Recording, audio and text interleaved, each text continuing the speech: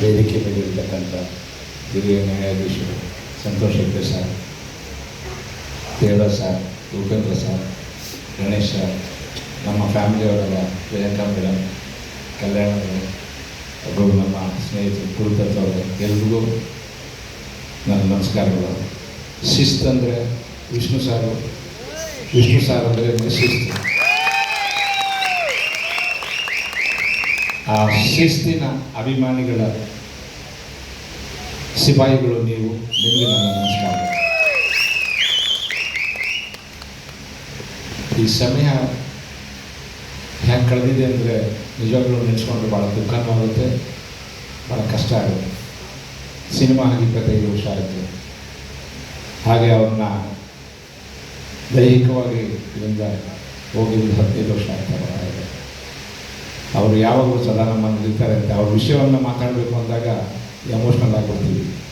ಈಗ ಪ್ರಿಯಾಂಕಾ ಮೇಡಮ್ ಅದನ್ನೇ ಹೇಳ್ತಾರೆ, ತುಂಬ ಎಮೋಷ್ನಲ್ ಆಗಿಬಿಟ್ಟಿದ್ದೀವಿ ಅಂತ.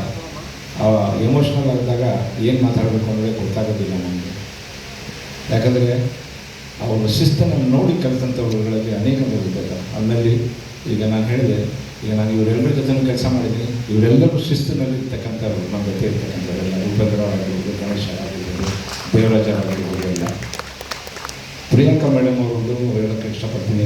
ಈ ಸಿನಿಮಾ ನಾವು ಮಾಡುವಾಗ ಊಟಿನಲ್ಲಿ ಸಿನಿಮಾ ಸಾಂಗ್ ಮಾಡ್ತಾಯಿದ್ದೀವಿ. ಕಾವೇರಿಗೆ ಕಾಲುಂಗರ ತೊಡಸಿ ಅಂತ ಸಾಂಗನ್ನು ಕೇಳಿದ್ರು. ಅದನ್ನು ಕಲ್ಯಾಣ ಹಾಡು ಬರ್ತಿರ್ತಕ್ಕಂಥದ್ದನ್ನು ಅಲ್ಲಿ ಒಂದು ಈ ರೈನ್ ಎಫೆಕ್ಟ್ ಒಂದು ಸೀನ್ ಇತ್ತು, ಸೀನಲ್ಲಿ ಮಾಡುವಾಗ. ಅಲ್ಲಿ ಊಟಿ ಅಂದರೆ ಗೊತ್ತಿರುತ್ತೆ ನಿಮಗೆ, ಭಾಳ ಚಳಿ, ನಿಯರ್ ಟು ದಿ -ಡಿಗ್ರಿ ಅಂತ ಬರ್ತದೆ. ಇದನ್ನೆಲ್ಲ ನೈಟ್ ಶೂಟಿಂಗ್ ಮಾಡ್ತಾಯಿದ್ದೀವಿ. ನೈಟ್ ಶೂಟಿಂಗ್ ಮಾಡ್ತಾಯಿದ್ದಾಗ ಟ್ಯಾಂಕರ್ ತರಿಸಿ ಟ್ಯಾಂಕರಿಂದ ನೀರು ಹಾಕಿ ನೀರು ಇದು ಮಾಡಿದಾಗ ತುಂಬ ಚಳಿ ತಡೆಯೋಕ್ಕಾಗ್ತಾ ಇರಲಿಲ್ಲ. ಆ ಚಳಿನಲ್ಲಿ ಹಾಕಿದ್ರು. ಅದಾದ ನಂತರ ಆ ಚಳಿನಲ್ಲೇ ಅವರು ಆ್ಯಕ್ಟ್ ಮಾಡಿದ್ರು. ಅದಾದಮೇಲೆ ಏನಾಗೋಯ್ತು ಅಂದರೆ, ಈ ನಮ್ಮ ಪ್ರೊಡಕ್ಷನಲ್ಲಿದ್ದವರು ಜೊತೆಗಿದ್ದವರು ಏನು ಮಾಡಿದ್ರು, ಅವರು ತಣ್ಣೀರಲ್ಲಿ ಆ್ಯಕ್ಟ್ ಮಾಡಿದ ತಕ್ಷಣ, ಆಚೆ ಬಂದ ತಕ್ಷಣ ಇಮಿಡಿಯೇಟಾಗಿ ಏನು ಮಾಡಿದ್ರು, ಚಳಿ ಆಗ್ತಾ ಇದೆಯಲ್ಲ ಅಂತಂದ್ಬಿಟ್ಟು ಬಿಸಿನೀರು ಮೈ ಮೇಲೆ ಹಾಕ್ಬಿಟ್ರು. ಬಿಸಿ ನೀರು ಆಗುತ್ತೆ ಅಂದ ತಕ್ಷಣ ಅದು ಯಾವಾಗಲೂ ಆ ಥರ ಹಾಕಬಾರ್ದು.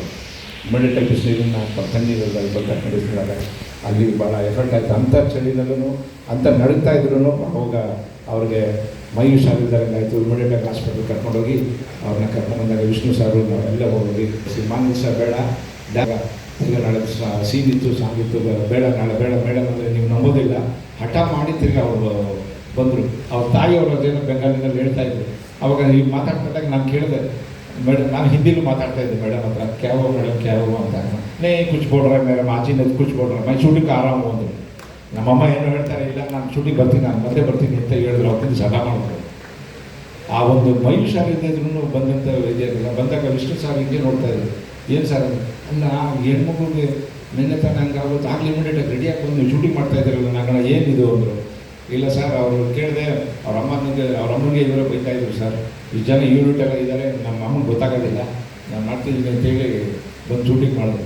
ಇವೆಲ್ಲ ಒಂದು ನೆನಪುಗಳು. ಅವತ್ತು ವಿಷ್ಣು ಸರ್ ಬೇಡ ಪ್ಯಾಕಪ್ ಮಾಡಿಬಿಟ್ರೆ ಹೆಂಗೆ ಅಂದರು. ಇಲ್ಲ ಸರ್, ಅವರು ಮೇಡಮ್ ಇವರು ಹೇಳಿದ ನೇ ಮೈ ಕೌರ್ಗ ಸರ್ ಅಂತ ಹೇಳಿ ವಿಷ್ಣು ಸರ್ ಹೇಳಿ ಸೀನನ್ನು ಮಾಡ್ತಾರೆ. ಅಲ್ಲ, ನೀವು ಮೊದಲೇ ಎಷ್ಟು ನಡೆಯೋವಾಗ ಕಳಿಸ್ಕೊಟ್ರು. ನಿಮ್ಮ ಶ್ರೀರಂಗಪಟ್ಟಣದ ಶೂಟಿಂಗ್ ಮಾಡೋ ನಾನು ಬಂದಿದ್ದೆ. ನಾನು ಶ್ರೀರಂಗಪಟ್ಟಣದಲ್ಲಿ ಶಾಲೆ ಕಳಿಸ್ಬಿಟ್ಟಿದ್ದೆ ನೋಡಿ. ಹೆಂಡ್ತಿನ ಬಿಟ್ಕೊಡೋದಿಲ್ಲ, ಅವ್ರು ಇವ್ರನ್ನ ಬಿಟ್ಕೊಡೋದಿಲ್ಲ ಅನ್ನೋದಕ್ಕೆ ಇದೆ ಸಾಕ್ಷಿ. ನಿಜವಾಗ್ಲೂ ಏನು ಸಂತೋಷದ ದಾಂಪತ್ಯ ಜೀವನವನ್ನು ಹೇಗೆ ನಡೆಸ್ತಾ ಇದ್ದಾರೆ ಅನ್ನೋದು ಇದರಲ್ಲಿ ಅರ್ಥ ಆಗ್ತದೆ, ಗೊತ್ತಾಗುತ್ತೆ. ಸೊ ಕೋಟಿಗೊಬ್ಬ ಹೇಳಬೇಕು ಅಂತಂದರೆ ಅನೇಕ ವಿಷಯಗಳಿದೆ. ಅದು ಹೇಳೋದಕ್ಕೆ ಸಾಕಷ್ಟು ಸಮಯಗಳು ಬೇಕು. ಅದು ಹೇಳೋದು ಒಂದು ದಿನ ಅಲ್ಲ, 2 ದಿವಸನೂ ಸಿನಿಮಾ ಬಗ್ಗೆ ಮಾತಾಡ್ತಕ್ಕಂಥದ್ದು ಇರ್ತದೆ. ಒಂದೇ ಒಂದು ಹೇಳೋಕ್ಕೆ ಇಷ್ಟಪಡ್ತೀನಿ. ಕೋಟಿಗೊಬ್ಬ ಸಿನಿಮಾ ಮಾಡಬೇಕು ಅಂದಾಗ ಈಗಾಗಲೇ ಹೇಳಿದ್ರು ಬಾಬು ಅವರು, ಭಾಷಾ ಅಂತ ಸಿನಿಮಾ ಮಾಡ್ತೀನಿ. ನನಗೆ ಸುಮಾರು ಜನ ಬಂದು ಕೇಳೋರು, ಏನ್ರಿ ಭಾಷಾ ಸಿನಿಮಾ ಮಾಡ್ತಿದ್ದೀರಾ ಅಂದರು ಅಂತ ಹೇಳೋದು. ನಾನೇನು ರಿಪ್ಲೈ ಮಾಡ್ತಾ ಇಲ್ಲ. ಅದೇನ್ರಿ ಭಾಷಾ ಸಿನಿಮಾ ಮಾಡೋಕ್ಕಾಗಿತ್ತೇನೆ ನೀವೆಲ್ಲ ಹೆಂಗ್ರಿ ಮಾಡ್ತೀರಾ ನೀವು ಅನ್ನೋರು. ಆವಾಗ ನಾನು ಯೋಚನೆ ಮಾಡಿ ಹೇಳ್ತೀನಿ, ನೀವೇನೇನು ಮಾತಾಡೋದಿಲ್ಲ ಹೇಳ್ರಿ ಅಂದರು. ನಾನಂದ್ರೆ ಇಲ್ಲ ಸರ್, ನಾನು ಕೋಟಿಗೊಬ್ಬ ಅನ್ನೋ ಸಿನಿಮಾ ಮಾಡ್ತಾಯಿದ್ದೀನಿ ಸರ್ ಅಂತ. ನಾನು ಕೋಟಿಗೊಬ್ಬ ಸಿನಿಮಾ ಮಾಡ್ತಾಯಿದ್ದೀನಿ ಅಂತ.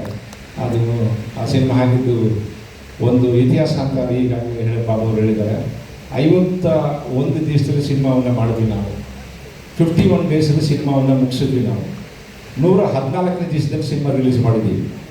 ಇದರಲ್ಲಿ ಒಂದು ಎಕನಾಮಿಕ್ಸ್ ಕೂಡ ಇದೆ, ಇದರಲ್ಲಿ ಒಂದು ಸೀಕ್ರೆಟ್ ಇದೆ ಎಕನಾಮಿಕ್ಸ್. ಏನಂತಂದರೆ ನಾವು ಫೈನಾನ್ಸ್ ತೊಗೊಂಡ್ರೆ 4 ತಿಂಗಳಲ್ಲಿ ಫೈನಾನ್ಸ್ಗೆ ನಾವು ದುಡ್ಡನ್ನು ಕೊಡಬೇಕು, 120 ದಿವಸದಲ್ಲಿ ಕೊಡಬೇಕು. ಸೊ ಒಂದು ದಿವಸ ಹೆಚ್ಚಾದರೂ ತಿರುಗಿ ಬಡ್ಡಿ ಮುಂದಕ್ಕೆ ಹೋಗ್ತದೆ. ಇವೆಲ್ಲ ಎಕನಾಮಿಕ್ಸ್ ಕೂಡ ಎಲ್ರಿಗೂ ಇದ್ದಿದ್ದಂಥದ್ದು. ಬಟ್ ಆದರೆ ಆ ಶಿಸ್ತು ಅಂತ ಹೇಳಿದ್ರಲ್ಲ, ಆ ಶಿಸ್ತಿನಲ್ಲಿ ನಾವು 51 ದಿವಸದಲ್ಲಿ ಸಿನಿಮಾವನ್ನು ಮುಗಿಸಿದ್ವಿ. 114ನೇ ದಿವಸಕ್ಕೆ ಸಿನಿಮಾವನ್ನು ರಿಲೀಸ್ ಮಾಡಿದ್ವಿ. 114ನೇ ದಿವಸ ರಿಲೀಸ್ ಆದಮೇಲೆ ಆ ಸಿನಿಮಾ 100 ದಿವಸ ಹೆಂಗೋಯ್ತು ಅನ್ನೋದು ನಿಮಗೆ ಎಲ್ಲ ಗೊತ್ತಿದೆ. ನೀವೆಲ್ಲ ಯಾವ ರೀತಿ ನೀವೆಲ್ಲ ಅದನ್ನು ಇಟ್ಕೊಂಡು ಮೆರವಣಿಗೆ ಮಾಡಿದಂಥ ಚಿತ್ರ ಕೋಟಿಗೊಬ್ಬ. ನಮ್ಮ ಭಾರತಿ ಮೇಡಮ್ ಅವರು ಹೇಳಿದಾಗ ಕೋಟಿಗೊಬ್ಬ ಆಗೋದಕ್ಕೆ ಕಾರಣಕರ್ತರು ನೀವು ಅಂತ ಆಗ್ಬೋದು, ಈಗಾಗಲೇ ಅನ್ನೋದು ಸತ್ಯ ಅನ್ನೋದು ಇದೆ. ಇವೆಲ್ಲ ಅಭಿಮಾನಿ ದೇವರುಗಳು ಅಂತ ಹೇಳ್ತಾಯಿಲ್ಲ, ಅದನ್ನು ಶಿಸ್ತಿನ ಸಿಪಾಯಿಗಳು ನೀವು. ಈ ಚಿತ್ರದ ಸಕ್ಸಸ್ಗೆ ಕಾರಣಕರ್ತರಾದರು ನೀವು. ಈಗ ಮತ್ತೊಮ್ಮೆ ಮುಗಿದೊಮ್ಮೆ ಬಾಬು ಆ ಸಿನಿಮಾವನ್ನು ಬಾಬು ವೆಂಕಟೇಶ್ ಅವರೆಲ್ಲ ಸೇರಿ ಈಗ ಆ ಸಿನಿಮಾವನ್ನು ರಿಲೀಸ್ ಮಾಡ್ತಾರೆ. ರಿಲೀಸ್ ಮಾಡಿದ್ರೆ ನೀವು ನೋಡಿ ಅದೇ ಯಶಸ್ಸನ್ನು ಬರುತ್ತೆ ಅಂತ ನಾನು ನಂಬ್ಕೊಂಡಿದ್ದೀನಿ. ಈಗಾಗಲೇ ಸಾಕಷ್ಟು ಸಮಯ ಆಗಿದೆ, ಈಗ ಎಲ್ಲರೂ ಮಾತಾಡೋರಿದ್ದಾರೆ. ನಾವು ಆಮೇಲೆ ಇನ್ನೊಂದು ಸಣ್ಣ ವಿಷಯ ಹೇಳ್ಬಿಡ್ತೀನಿ. ಮೊದಲನೇ ನಮ್ಮ ಬಾಬು ಸೀಕ್ರೆಟ್ ಬಿಟ್ಕೊಟ್ಬಿಟ್ರು. ನಾನು ಸೀಕ್ರೆಟ್ನ ಬಿಡಬಾರ್ದು ಅಂತಿದ್ದೆ. ಒಬ್ಬ ವ್ಯಕ್ತಿಗೆ ಚಿಕ್ಕ ವಯಸ್ಸಲ್ಲಿದ್ದಾಗ ಅಥವಾ ಬೆಳೀತಾ ಇದ್ದಾಗ ಒಂದು ಯೌವನದ ಸ್ಥಿತಿ ಬಂದಾಗ ಒಬ್ಬರಿಗೆ ಅವ್ರ ಮನಸ್ಸಿಗೆ ಒಬ್ಬ ನಾಯಕ ಅಂತ ಇರ್ತಾನೆ, ಒಬ್ಬ ಇನ್ಸ್ಪಿರೇಷನ್ ಇರ್ತಾನೆ. ಆ ಇನ್ಸ್ಪಿರೇಷನ್ ಇದ್ದ ಒಂದು ಯುವಕ ಇದ್ದ. ಆ ಯುವಕನಿಗೆ ಹಾಗೆ ಒಂದು ವಿಶ್ವ ಸಿನಿಮಾ ರಿಲೀಸ್ ಆದರೆ ಆ ಸಿನಿಮಾಗೆ ಅವನು ಅವ್ನ ಸ್ನೇಹಿತರೆಲ್ಲ ಸೇರಿಕೊಂಡು ಜೊತೆಗೂಡ್ಕೊಂಡು ಸೈಕಲ್ ಮೇಲೆ ಹೋಗ್ಕೊಂಡು ಅದಕ್ಕೊಂದು ಸ್ಟಾರ್ಗಳನ್ನು ಹಾಕ್ಕೊಂಡು ಆ ದೊಡ್ಡ ಕಟೌಟ್ ಇಲ್ಲ, ಆ ಕಟೌಟ್ ಮೇಲೆ ಹತ್ತಿಗೆ ಅದಕ್ಕೊಂದು ಸ್ಟಾರ್ ಕಟ್ತಾ ಇದ್ದ. ಆ ಸ್ಟಾರ್ ಕಟ್ಟಿದಾಗ ಹುಡುಗನೇ ಮುಂದೆ ಸ್ಟಾರ್ ಆಗ್ತಾನೆ ಅನ್ನೋದು ಗೊತ್ತಿರಲಿಲ್ಲ. ಆ ಸ್ಟಾರ್ ಆಗಿದೆ ನಮ್ಮ ಗೋಲ್ಡನ್ ಸ್ಟಾರ್ ಗಣೇಶ್ ಅವರು. ಇದನ್ನು ರೂಪ ಚಿತ್ರಮಂದಿರ ಅಂತ ನೆಲಮಂಗಲದಲ್ಲಿ ಇವಾಗೆಲ್ಲ ಅದನ್ನು ಭಾಳ ಇಂಪ್ರೂವ್ ಮಾಡಿದ್ದಾರೆ. ಆ ಥಿಯೇಟ್ರ್ನಲ್ಲಿ ಇದ್ದು ಬೆಳೆದಂಥ ಹುಡುಗ ವಿಷ್ಣು ಸರ್ ಜೊತೆಗೆ ಅವರು ಶಿಸ್ತನ್ನು ಅವರು ಕಲ್ತಿದ್ದಾರೆ ಅನ್ನೋದಕ್ಕೆ ಸಾಕ್ಷಿ ಇದೆ ಅಂತ ಹೇಳ್ತೀನಿ ನಾನು. ಸೊ ಅದರಿಂದ ಈ 2 ಮಾತನ್ನು ಹೇಳಿ ನಾನು ನನ್ನ ಮಾತನ್ನು ಮುಗಿಸ್ತೇನೆ. ಎಲ್ಲರಿಗೂ ನಮಸ್ಕಾರ. Thank you so much.